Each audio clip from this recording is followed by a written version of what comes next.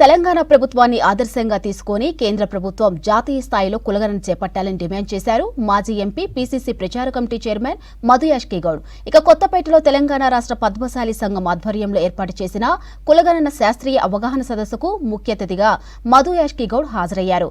ఇక కులగణనతో అన్ని వర్గాలకు న్యాయం జరుగుతుందన్నారు మధు యాష్కి.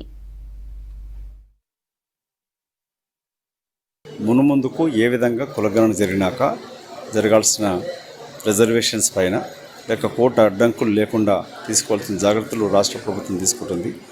దానికి మద్దతుగా ఉంటూనే భవిష్యత్తులో అడ్డంకులు రాకుండా భవిష్యత్తులో బీసీ రిజర్వేషన్స్ పెంపొందే రీతిలో జెండాలు ఏదైనా కూడా గతంలో తెలంగాణ అజెండాగా ముందు కదిలిన రీతిలోనే ఇవాళ బీసీ వర్గాలన్నీ కూడా కులాల సంఘాలకు అతీతంగా రాజకీయ పార్టీలకు అతీతంగా కలిసి కదలాల్సిన ఆవశ్యకతను గుర్తిస్తూ ముందు కదలాలని ఒక దృక్పథంతో సదస్సు ఏర్పాటు చేయడం జరిగింది. కులగణన జరిగి తీరాల్సిన వారు ఆదేశాలు ఇస్తూ ఉంటే ప్రధానమంత్రి ఏమో ఇది మతం పేరు పైన తీసుకొచ్చి ఈ కులగణన అనేది ముస్లింలకు మద్దతు ఇచ్చేటట్టు అవుతుంది, దేశ జనాభాని విభజించి వ్యతిరేకులకు అధికారం ఇచ్చినట్టు అవుతుందని చెప్తూ మతం పేరుతోటి విడదీసే ప్రయత్నం నరేంద్ర మోదీ ప్రభుత్వం బీజేపీ ప్రభుత్వం చేస్తూ ఉంది.